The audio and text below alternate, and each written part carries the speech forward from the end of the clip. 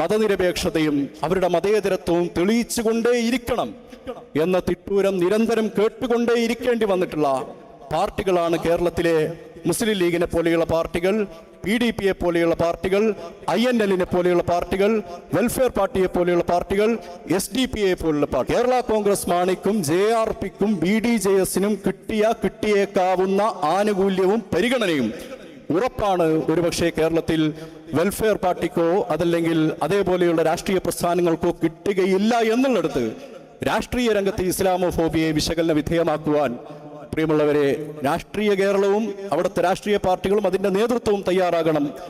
ഈ രാഷ്ട്രീയ രംഗത്തെ ഇസ്ലാമോഫോബിയെ നിങ്ങളെടുത്ത് പരിശോധിച്ചു നോക്കിയാൽ മുസ്ലിങ്ങളുടെ സ്വയം രാഷ്ട്രീയ സംഘാടനം നിഷേധിക്കുന്നിടത്ത് ഞാനൊരു 3 പാർട്ടികളെ കുറിച്ച് ആലോചിക്കുകയാണ്. ഒന്നാമത്തെ പാർട്ടി BDJS എന്ന പാർട്ടിയാണ്. അത് SNDPയുടെ രാഷ്ട്രീയ പാർട്ടിയാണല്ലോ. അവർ നാളെ NDAയിൽ നിന്ന് പുറത്തു വന്നാൽ ഒരു സംശയവും വേണ്ട, കേരളത്തിലെ LDF ആയാലും UDF ആയാലും ആ പാർട്ടിയെ ഘടകകക്ഷിയായി സ്വീകരിക്കാൻ സന്നദ്ധമാകും. അങ്ങനെ സന്നദ്ധമാകുന്നത് എന്തെങ്കിലും പിഴവാണെന്നോ തെറ്റാണോ എന്നോ അല്ല ഞാൻ പറയുന്നത്. അങ്ങനെ സ്വീകരിക്കാൻ സന്നദ്ധമാകണമെന്ന് തന്നെയാണ് എൻ്റെ അഭിപ്രായം.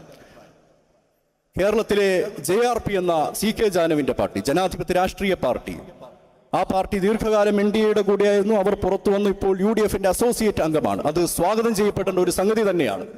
NDAയിൽ നിന്ന് പുറത്തു വന്ന ഒരു ഘടകകക്ഷിയെ തങ്ങളുടെ അസോസിയേറ്റ് അംഗമായിട്ട് ഒരു മുന്നണി, മതേതര മുന്നണി അംഗീകരിക്കുന്നു എന്ന് പറയുന്നത്, പ്രത്യേകിച്ച് ആദിവാസി സഹോദരങ്ങൾ ധാരാളമായി പ്രവർത്തിക്കുന്ന ഒരു പാർട്ടി.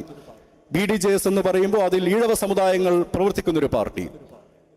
ഇത്തരം പാർട്ടികൾ, കേരള കോൺഗ്രസ് പാർട്ടി മുന്നണി മാറിയ ഒരു ചരിത്രം രാഷ്ട്രീയ കേരളത്തിനുണ്ട്. പക്ഷേ കേരള കോൺഗ്രസ് മാണിക്കും JRPക്കും BDJSനും കിട്ടിയേക്കാവുന്ന ആനുകൂല്യവും പരിഗണനയും ഉറപ്പാണ് ഒരുപക്ഷെ കേരളത്തിൽ വെൽഫെയർ പാർട്ടിക്കോ അതല്ലെങ്കിൽ അതേപോലെയുള്ള രാഷ്ട്രീയ പ്രസ്ഥാനങ്ങൾക്കോ കിട്ടുകയില്ല എന്നുള്ളിടത്ത് രാഷ്ട്രീയ രംഗത്ത് ഇസ്ലാമോഫോബിയെ വിശകലന വിധേയമാക്കുവാൻ പ്രിയമുള്ളവരെ, രാഷ്ട്രീയ കേരളവും അവിടുത്തെ രാഷ്ട്രീയ പാർട്ടികളും അതിന്റെ നേതൃത്വവും തയ്യാറാകണം എന്നാണ് ഈ സന്ദർഭത്തിൽ സൂചിപ്പിക്കണമെന്ന് തോന്നുന്ന ഒരു സംഗതി. കാരണം മുസ്ലിം സമൂഹത്തിൽപ്പെട്ടവർ ധാരാളമായി പ്രവർത്തിക്കുന്ന പാർട്ടികൾ നിരന്തരം അവരുടെ മതനിരപേക്ഷതയും അവരുടെ മതേതരത്വവും തെളിയിച്ചുകൊണ്ടേയിരിക്കണം എന്ന തിട്ടൂരം നിരന്തരം കേട്ടുകൊണ്ടേയിരിക്കേണ്ടി വന്നിട്ടുള്ള പാർട്ടികളാണ്. ഈ 5 പാർട്ടികൾക്ക് നിരന്തരം കേരളത്തിന്റെ രാഷ്ട്രീയ മണ്ഡലത്തിൽ എന്തുകൊണ്ട് അവരുടെ മതനിരപേക്ഷത നിരന്തരം തെളിയിക്കേണ്ടി വന്നുകൊണ്ടിരിക്കുന്നു എന്ന് ചോദിച്ചാൽ, രാഷ്ട്രീയ സംഘാടനം, മുസ്ലിം സമൂഹങ്ങൾ ധാരാളമായി പ്രവർത്തിക്കുന്ന പാർട്ടികളിലെ